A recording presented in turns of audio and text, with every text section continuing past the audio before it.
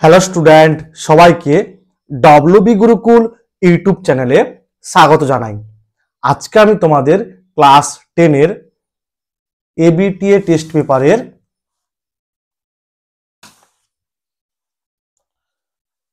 212 নম্বর পেজের 1 দাগ থেকে 4 দাগ পর্যন্ত অঙ্কগুলি আলোচনা করব। তো ভিডিওটি স্কিপ না করে দেখতে থাকো ও পরবর্তী ভিডিওগুলি সবার আগে পেতে অবশ্যই চ্যানেলটিকে সাবস্ক্রাইব করো। প্রথমটা দেখো কি আছে, একটা 5 বছরের মোট সুদ আসলের 1/5 অংশ হলে বার্ষিক সুদের হার কোনটা হবে? মনে করি আসল x টাকা এবং বার্ষিক সরল সুদের হার r%। অতএব সরল সুদ কি হবে না, আসলের 1/5 অংশ বলে দেওয়া ছিল, তাহলে x গুণিতক 1/5, x/5 সময় দেওয়া আছে 5 বছর। তাহলে আমরা কি জানি, আমরা জানি i সমান p/100। তাহলে মানগুলো বসাও, i এর মান হচ্ছে x/5, p এর মান হচ্ছে x, আর এর মান বের করতে হবে, টিটা হচ্ছে 5/a। ঠিক আছে, তাহলে দেখো 5 2 10 0, তাহলে অতএব আর সমান হবে x আর x কাটবে, আর সমান হবে 20/5 সমান 4। তাহলে উত্তর কত হবে গো? 4%। মানে উত্তর হবে বার্ষিক সরল সুদের হার 4%। অপশন হবে এ। এটা দেওয়া আছে, এটা কোনটা হবে? দেখো এটা দেওয়া আছে, আমি লিখতে পারি এখান থেকে, অতএব 1/x সমান 1/√5 প্লাস √4 লিখতেই পারি।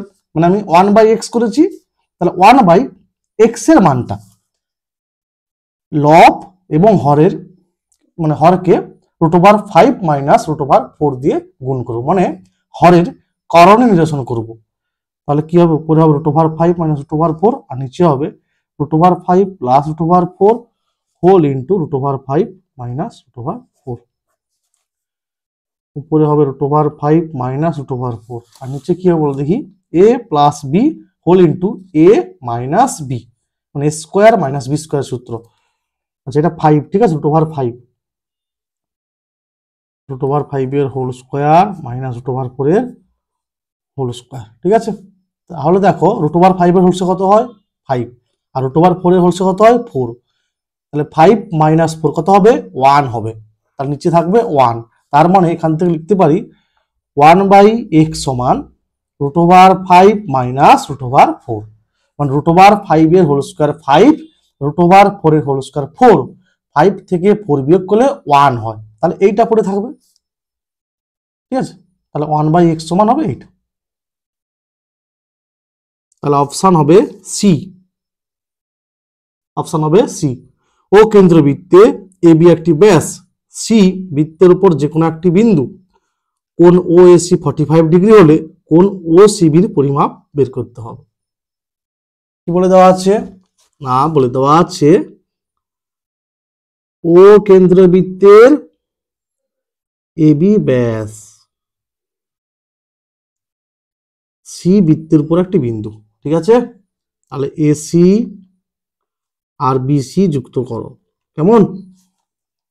আর কি বলে দেওয়া আছে? কোণ ওএসি, এটা বলে দেওয়া আছে 45 ডিগ্রি।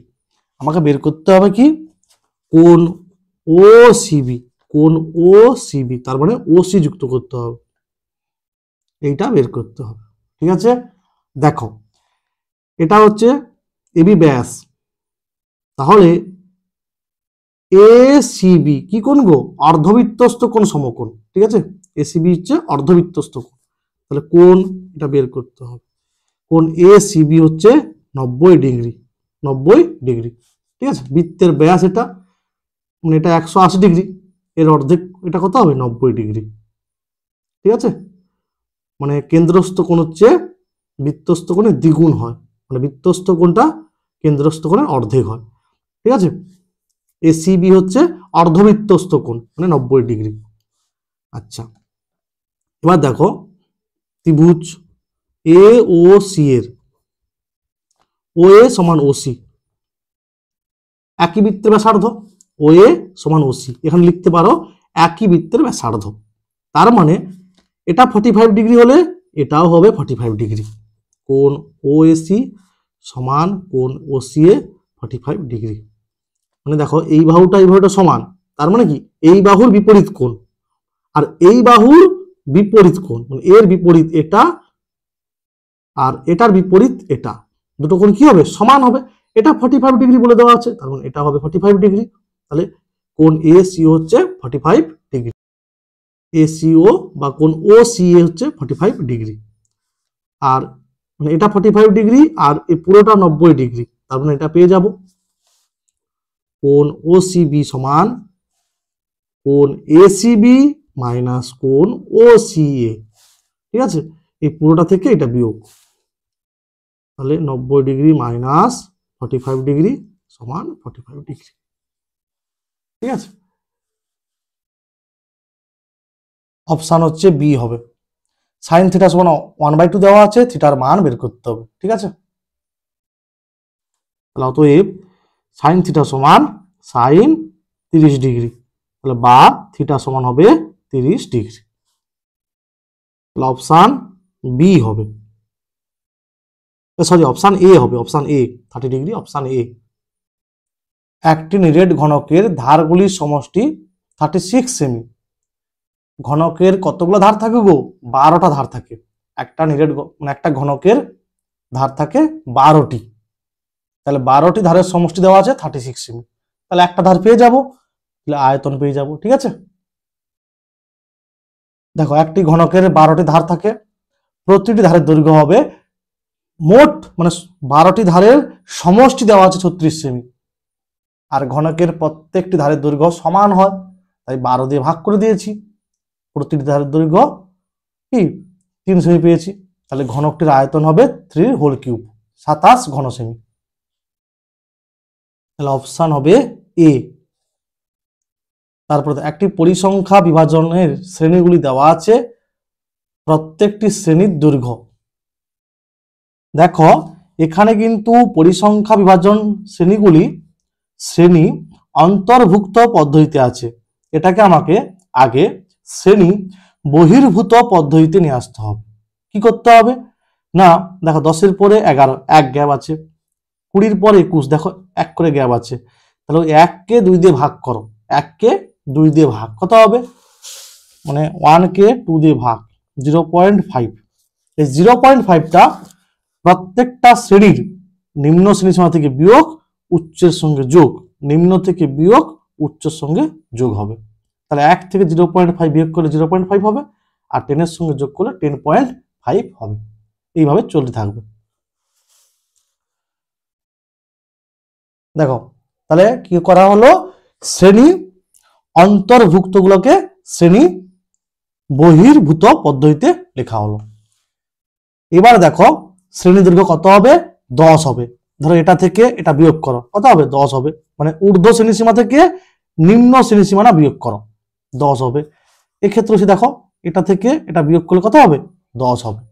অতএব শ্রেণী দৈর্ঘ্য হবে 10। 10-এর পরে 11, 20-এর পরে 21, এটা কি শ্রেণী অন্তর্ভুক্ত পদ্ধতিতে আছে, কিন্তু শ্রেণী দৈর্ঘ্য বার করতে হলে আগে তোমাকে শ্রেণী বহির্ভূত পদ্ধতিতে নিয়ে আসতে হবে। ঠিক আছে, অ্যান্সার হলো কত? 10। আনিসুর 500 টাকা 9 মাসের জন্য এবং ডেভিড 600 টাকা 5 মাসের জন্য একটি যৌথ ব্যবসায় নিয়োজিত করে, তাদের লভ্যাংশের অনুপাত হবে কত? ঠিক আছে, দেখো তাদের যেটা মূলধনের অনুপাত হবে সেটাই তাদের লভ্যাংশের অনুপাত হবে। ঠিক আছে, যেহেতু এখানে কোনো শর্ত দেওয়া নেই, যেটা মূলধনের অনুপাত সেটাই তাদের লভ্যাংশের অনুপাত হবে।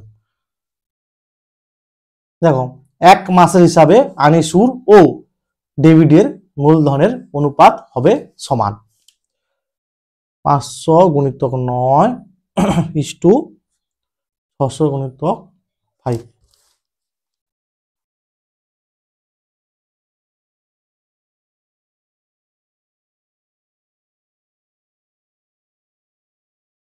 100 দিয়ে ভাগ করেছি, 5 5 কাটবে, 3 2 6, 3 3 9, 3:2 হবে।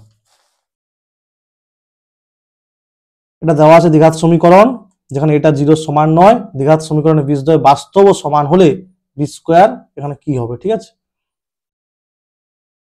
আমরা কি জানি, ax square plus bx plus c সমান 0, এটা দ্বিঘাত সমীকরণের জেনারেল ফর্ম, ঠিক আছে। এই সমীকরণের বীজদ্বয় বাস্তব ও সমান হলে কি হয় না, নিরূপক মানে বি স্কোয়ার মাইনাস 4ac সমান 0 হয়। মানে এক্স এর সহগের হোল স্কোয়ার মাইনাস 4 গুণিতক এক্স এর স্কোয়ারের সহগ ইন্টু ধ্রুবক পদ সমান 0 হয়। তাহলে এক্ষেত্রে সমীকরণ দেওয়া আছে x square plus 2bx minus c সমান 0। তাহলে কি হবে, অতএব আমি কি বললাম, এক্স এর সহগ তার হোল স্কোয়ার, এক্স এর সহগ 2b তার whole square minus 4 into X এর স্কোয়ারের সহগ, তাহলে এখানে কত আছে, এ আছে, ইন্টু ধ্রুবক পদ এখানে কত আছে, মাইনাস c সমান 0, বা 4b স্কোয়ার প্লাস 4ac সমান 0, বা বি স্কোয়ার প্লাস এসি সমান 0, ঠিক আছে, এইটা হবে। বা এখানে আরেকটা লাইন করে ফেলো, বা বি স্কোয়ার এটা সেদিকে নিয়ে যাও, সমান মাইনাস এসি, ঠিক আছে। মানে এখানে সমান চিহ্নটা দিতে মিস করে গেছে, ঠিক আছে, এখানে সমান চিহ্ন একটা হতো, অ্যান্সার হবে কত তাহলে, মাইনাস এসি।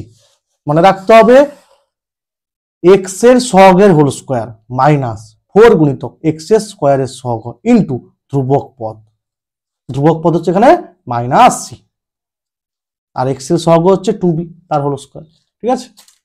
এক্স এর সহগের হোল স্কোয়ার মাইনাস 4 গুণিতক এক্স এর স্কোয়ারের সহগ ইন্টু ধ্রুবক পদ। তারপরে দুটি কোণের সমষ্টি ড্যাশ হলে তাদেরকে পরস্পরের সম্পূরক বলা হয়। 180 ডিগ্রি 180 ডিগ্রি, ঠিক আছে, তোমরা এটা ক্লাস 8-এ শিখেছো, 180 ডিগ্রি হবে। সাইন 3 থিটার সর্বোচ্চ মান কত, না সাইন থিটা সর্বোচ্চ মান 1 হয়, তো সাইন 3 থিটা সাইন 4 থিটা যেটা থাকবে না কেন তার সর্বোচ্চ মান হবে 1, ঠিক আছে। তাহলে সাইন 3 থিটার সর্বোচ্চ মান হবে 1, এটা হলো তাহলে 1, ঠিক আছে। একটি নিরেট গোলককে গলিয়ে একটা নিরেট লম্ববৃত্তাকার চোঙ তৈরি করা হলে গোলক ও চোঙের আয়তন সমান হবে, এখানে হবে কি আয়তন, এখানে লিখবে আয়তন সমান হবে, ঠিক আছে। যা আছে এখানে আর এখানে তুলবে, শূন্য স্থানে হবে আয়তন। তারপরে দেখো, কিছু ছাত্রের বয়স হলো বছরে দেওয়া আছে, এদের বয়সের মধ্যমা হলো ড্যাশ বছর। দেখো প্রদত্ত তথ্যটিকে মানের ঊর্ধ্বক্রমে সাজিয়ে পাই। মোট কটা পদ আছে, 6টা, তাহলে 6 2 দ্বারা ভাগ যাবে মানে যুগ্ম, তাহলে মধ্যমা সূত্র কি, যুগ্ম হলে হাফ হোল ইন্টু n/2 মানে 6/2 তম মান প্লাস তার ঠিক পরের পদটা মানে 6/2 প্লাস 1, 6/2 তৃতীয়, আর ঠিক তারপরেরটা চতুর্থ পদ, তৃতীয় আর চতুর্থ, 10 + 11 21/2 10.5। এটা হচ্ছে সমহার হ্রাস বা বৃদ্ধি ওই চ্যাপ্টার থেকে অঙ্কটা, ঠিক আছে। এখানে হ্রাস পেয়েছে মানে 10% হারে জিনিসটার দাম কমেছে, তাই মাইনাস। 2 বছর পরে তাই এন এর পরিবর্তে 2, পিটা হচ্ছে 100 টাকা ছিল,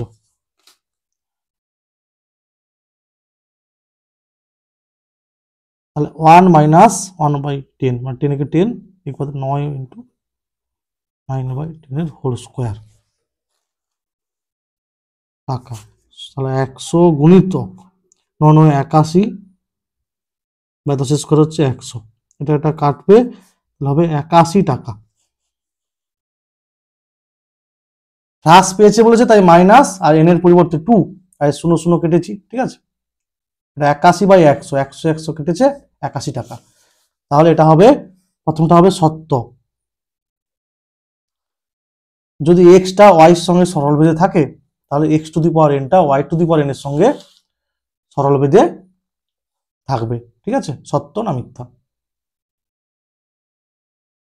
এক্সটা ওয়াই এর সঙ্গে সরল বেঁধে আছে বা এক্স সমান কে ওয়াই, এখানে লিখবে কে হলো অশূন্য ভেদ ধ্রুবক, তাহলে অতএব লিখতে পারি এখান থেকে x to the power n সমান k y whole to the power n, তাহলে x to the power n সমান k to the power n into y to the power n. দেখো কেটা ভেদ ধ্রুবক, তাহলে কে টু দি পাওয়ার এনও অশূন্য ভেদ ধ্রুবক হবে, তাহলে অতএব লিখতে পারি x to the power n varies y to the power n, তাহলে এটা কি হবে সত্য হবে।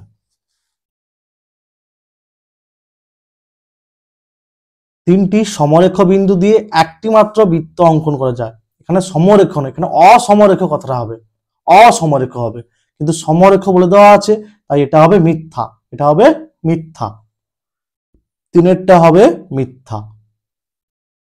আমাদের টেক্সট বইতে দেখো আছে তিনটি অসমরেখ বিন্দু দিয়ে একটি মাত্র বৃত্ত অঙ্কন সম্ভব। তারপরে দেখো একটি নিরেট লম্ববৃত্তাকার শঙ্কুর আয়তন ভি ঘন একক, ভূমির ক্ষেত্রফল ক্যাপিটাল এ বর্গ একক, শঙ্কুটির উচ্চতা হবে এইটা। দেখো শঙ্কুর ভূমি মানে কি গো, শঙ্কুর ভূমি মানে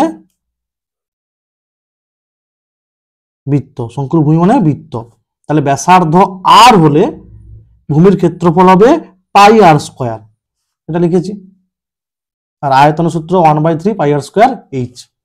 ঠিক আছে, দেখো এখান থেকে কি লেখা যাবে, দেখো বা ভি সমান এই মানটা হচ্ছে ক্যাপিটালে বসিয়ে দাও, তাহলে এ এইচ বাই 3 বা এইচ সমান 3v বাই এ, বোঝা গেছে, তাহলে কি হবে সত্য হবে, সত্য।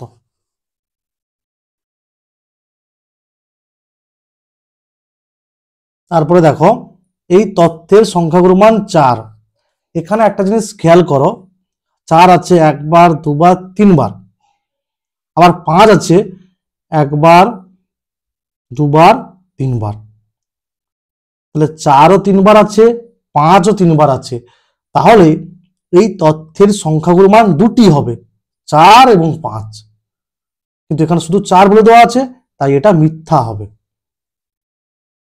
তোমাদের টেক্সট বইটি দেখো এরকম একটা দেওয়া আছে তথ্যের সংখ্যাগুরু মান দুটি 2 এবং 5, এই যে একবার দুবার তিনবার চারবার, 2টা 4বার আছে, আর 5ও দেখো একবার দুবার তিনবার চারবার, তাই এই তথ্যের সংখ্যাগুরু মান 2 এবং 5।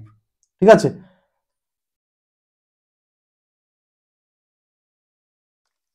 তিনজনের মূলধনের অনুপাত দেওয়া আছে, আর বলে দেওয়া আছে প্রথম ব্যক্তির লাভ তৃতীয় ব্যক্তির লাভের তুলনায় 100 টাকা কম, তার তৃতীয় ব্যক্তির লাভটা বেশি আর প্রথম ব্যক্তির লাভটা তার থেকে 100 টাকা কম, তার দ্বিতীয় ব্যক্তির লাভের পরিমাণ বার করো, যেটা মূলধনের অনুপাত ওইটা তাদের লাভের অনুপাত হবে, যেহেতু এখানে কোনো শর্ত দেওয়া নেই, দেখো অতএব তিনজনের লাভের অনুপাত হবে 4:7:9। মনে করি তিনজনের লাভের পরিমাণ হবে যথাক্রমে 4x টাকা 7x টাকা এবং 9x টাকা,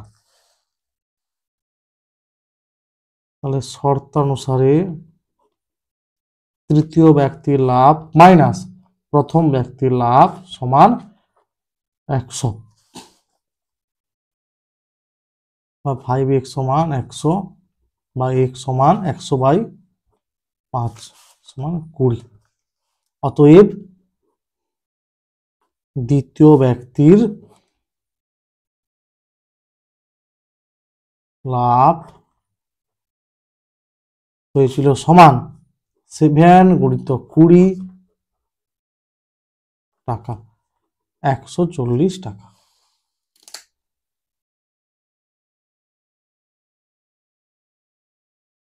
সেভেন এক্স ছিল তাই 7 × 20, ঠিক আছে, 140 টাকা।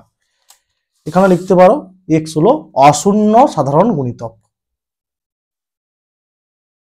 এইখানটা লিখতে পারো, যে ধরে নিয়েছি 4x 7x 9x, ঠিক আছে। আর যেহেতু টাকার কথা, টাকা পয়সার অঙ্ক, তো এক্স তো ঋণাত্মক হবে না, ঠিক আছে। এখানে যদি লেখো অবশ্যই লিখবে, যদি লেখো যে এক্স হলো সাধারণ অশূন্য সাধারণ গুণিতক। এটা আর একরকম করতে পারো, ধরে নিতে পারো মোট লাভ এক্স টাকা, তাহলে এক্স টাকার মধ্যে প্রথম ব্যক্তির লাভ, দ্বিতীয় ব্যক্তির লাভ, তৃতীয় ব্যক্তির লাভ, এইভাবে করে করতে পারো, ঠিক আছে। সে আনুপাতিক ভাগাকার করে, মানে এক্স গুণিতক কত হবে 4/4 7 11 9 20, মানে 4x/20 প্রথম ব্যক্তির। আর তৃতীয় ব্যক্তির হবে এক্স গুণিতক 9/20, মানে 9x/20, তাহলে 9x/20 মাইনাস 4x/20 সমান 100, এইভাবে করেও করতে পারো। তারপর এটা দেখো, বার্ষিক এত % হার সরল সুদে কিছু টাকা কত বছরে দ্বিগুণ হবে, ঠিক আছে। মনে করি এক্স টাকা বার্ষিক 25/4% হারে হার সরল সুদে, ঠিক আছে, টি বছরে দ্বিগুণ হবে। দ্বিগুণ হবে তার মানে সুদ আসলটা কত হবে 2x টাকা, আর সরল সুদ কত হবে না সুদ আসল থেকে, সরল সুদ হচ্ছে সুদ আসল থেকে আসলটা বিয়োগ করতে হবে, মানে এটা আসল ধরেছি আমি। আমরা কি জানি i সমান prt/100, তাহলে টি সমান কি হবে গো 100 গুণিতক i বাই পি আর, মানগুলো বসিয়ে দিয়েছি, তো টি সমান বেরিয়েছে 16 বছর, ঠিক আছে। অতএব টি সমান হবে 16 বছর। তাহলে লিখবো অতএব, যা আছে ভাষায় লিখবে, শুধু এখানে লিখবে 16 বছরে দ্বিগুণ হবে।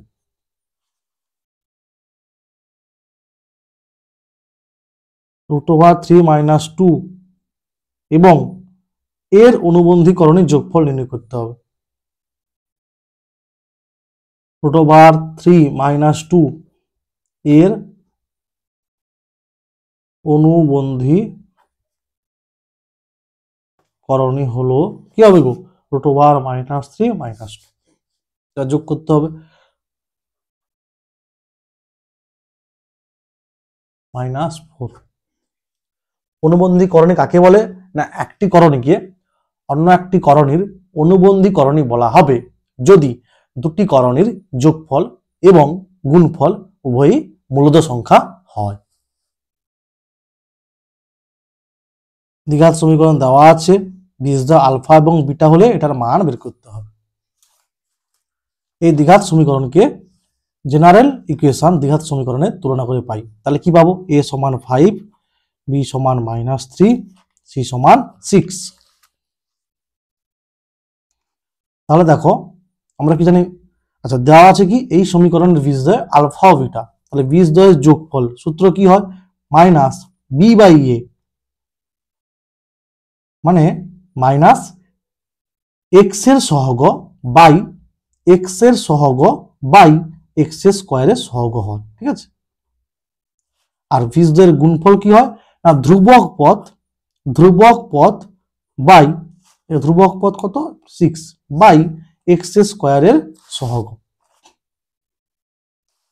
বের করতে হবে 1/α প্লাস 1/β, আলফা প্লাস বিটা 3/5 আর নিচে হবে 6/5, তাহলে 3/6 1/2।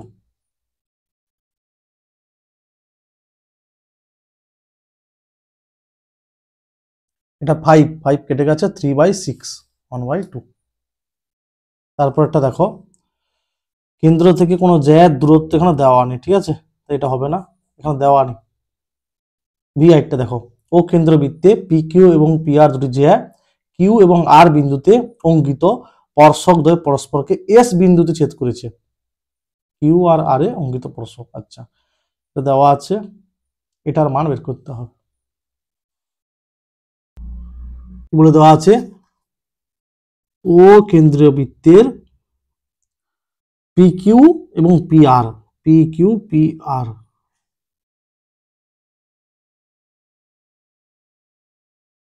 পি কিউ পি আর দুটি জ্যা, ও কেন্দ্রবৃত্তের, তাহলে এটা যোগ করো, ঠিক আছে। এবার বলে দেওয়া আছে কি না কিউ এবং আর বিন্দুতে অঙ্কিত স্পর্শক, মানে এই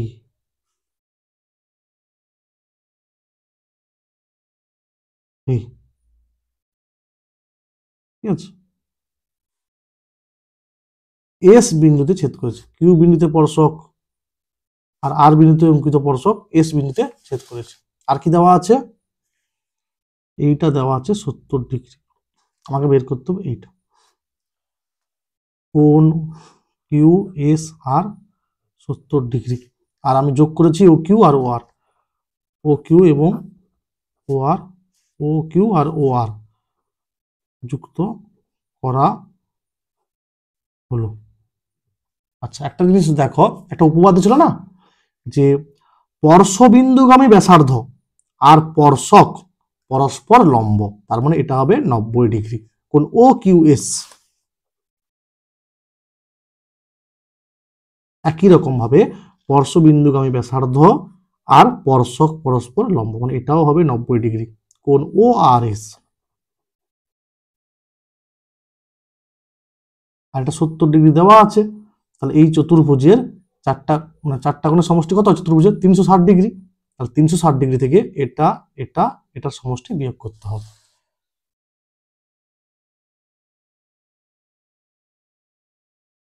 চতুর্ভুজ কিউ ও আর এস এর কোণ কিউ ও আর সমান, এই কোণটা সমান 360 ডিগ্রি মাইনাস এটা এটা এটা 180 180 25 200 825 250 মানে 110 ডিগ্রি। এবারে দেখো আমাকে বের করতে হবে এটা, আমরা কি জানি কিউ আর বৃত্তচাপ দ্বারা গঠিত কেন্দ্রস্থ কোণ কিউ আর আর পরিধিস্থ কোণ বা বৃত্তস্থ কোণ পি কিউ পি আর, কোণ কিউ পি আর। পরিধিস্থ কোণটা কেন্দ্রস্থ কোণের কি হয়, অর্ধেক হয়। কিউ আর বৃত্তচাপ দ্বারা গঠিত, এটা গঠিত ঠ, ঠিক আছে, কেন্দ্রস্থ কোণ কিউ ও আর এবং বৃত্তস্থ কোণ কিউ পি আর, কিউ ও আর কিউ পি আর, ঠিক আছে। তাহলে বৃত্তস্থ কোণটা কেন্দ্রস্থ কোণের কি হয়, অর্ধেক হয়, কেন্দ্রস্থ কোণের অর্ধেক। তাহলে হাফ গুণিতক কিউ আর হচ্ছে 110 ডিগ্রি সমান 2 10 10 55 ডিগ্রি।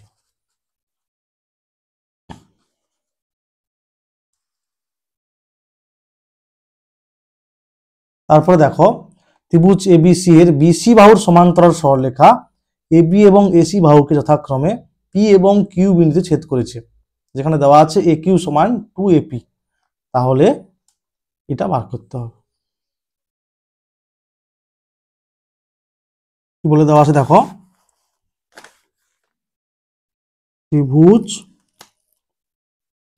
এ বিসি এর বিসি বাহুর সমান্তরাল হবে একটা সরলরেখা এবি এবং এসি কে পি এবং কিউ বিন্দুতে ছেদ করেছে, দেওয়া আছে তাহলে কি এর সমান্তরাল এটা। তাহলে ত্রিভুজ এ বিসি এর পি কিউ সমান্তরাল বিসি, এটা দেওয়া আছে। আর কি দেওয়া আছে, এ কিউ সমান 2AP বা এ কিউ বাই এপি সমান 2/1। আচ্ছা দেখো এটা সমান্তরাল এটা, তাহলে থ্যালেসের উপপাদ্য থেকে পাই কি পাবো, AP by PB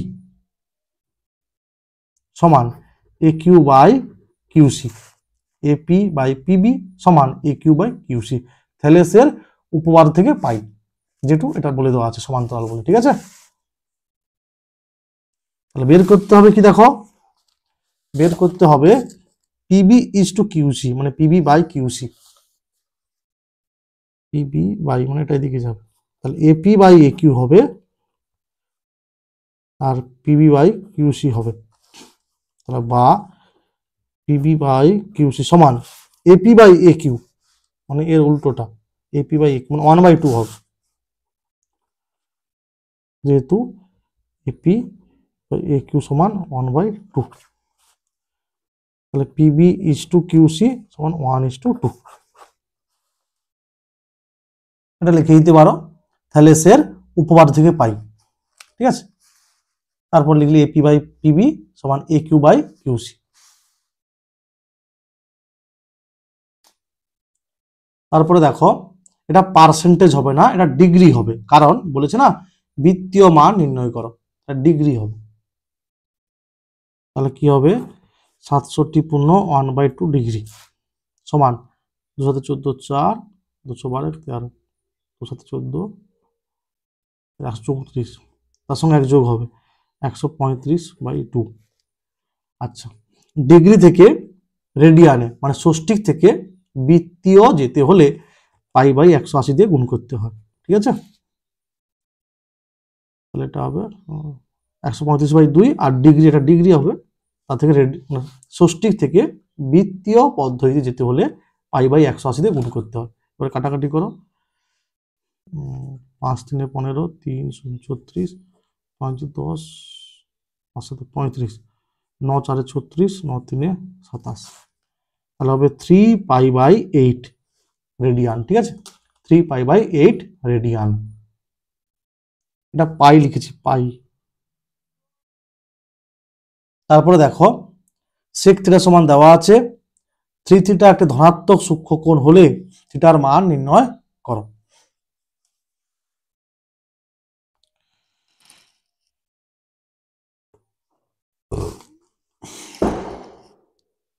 sec 3 theta সমান কোসেক 2 থিটা, 3 থিটা ধনাত্মক সূক্ষ্মকোণ বলা আছে, তাহলে বা সেক থিটা মানে কি গো cosec 90 degree minus 3 theta, sec theta cosec 90 degree minus theta, এরভাবে ভাবলে সহজে বুঝতে পারবে, সমান কোসেক 2 থিটা, অতএব 90 ডিগ্রি মাইনাস 3 থিটা সমান 2 থিটা, এটা যোগ হবে 5 থিটা সমান 90 ডিগ্রি, থিটা সমান হবে 18 ডিগ্রি।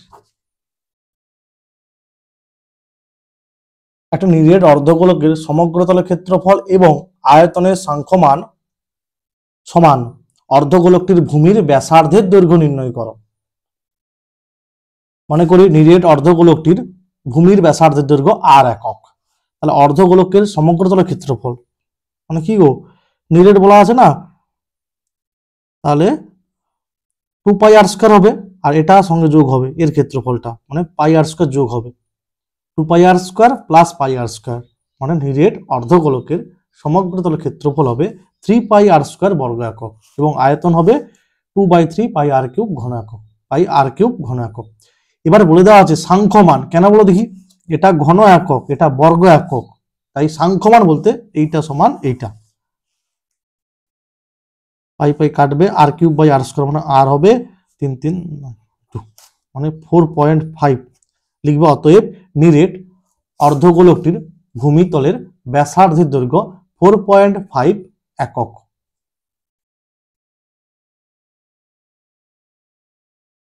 তারপর দেখো একটি ঘনকের কর্ণের দৈর্ঘ্য দেওয়া আছে 43 সেমি, যত সম্ভব এটা 4√3 হতো, ঠিক আছে, যাই হোক 43 সেমি দেওয়া আছে। ঘনকটির সমগ্রতলের ক্ষেত্রফল নির্ণয় করো। মনে করি ঘনকটির প্রতিটি ধারের দৈর্ঘ্য x সেমি, তাহলে অতএব ঘনকটির কর্ণের দৈর্ঘ্য হবে √3 × x, ঠিক আছে √3x সেমি। তাহলে দেওয়া আছে শর্তানুসারে কি এটা সমান দেওয়া আছে 43, তাহলে x এর মান বের করেছি। অতএব ঘনকটির সমগ্রতলের ক্ষেত্রফল ঠিক আছে ক্ষেত্রফল, এটা ফল লিখেছি, ফল হবে সমান 6 × বাহুর হোল স্কয়ার, ঠিক আছে মানে এইটার হোল স্কয়ার, ক্যালকুলেশন করলে এটা আসবে। ইউআই সমান দেওয়া আছে, এটা দেওয়া আছে, এটা দেওয়া আছে, এটা বার করতে হবে। এটাকে আমি তুলনা করব xi minus A by H. এটা হচ্ছে ক্রম বিচ্যুতি পদ্ধতিতে যৌগিক গড় নির্ণয়ের যে ছিল পদ্ধতি সেটাই, ঠিক আছে। তাহলে যেখানে এ সমান কত হবে 35, এইচ সমান হবে 10। তাহলে সূত্রটা কি ছিল? ক্রম বিচ্যুতি পদ্ধতিতে যৌগিক গড় নির্ণয়ের সূত্র এক্স বার সমান এ প্লাস এইচ গুণিতক summation of f i u i by summation of f i. A হচ্ছে 35, এইচ হচ্ছে 10, summation of f i u s 30 by 60। দেখো 0 0, 3 2 6, 2 5 10, 35 এর সঙ্গে 5 যোগ করলে হবে 40। কত হবে? 40 হবে, ঠিক আছে।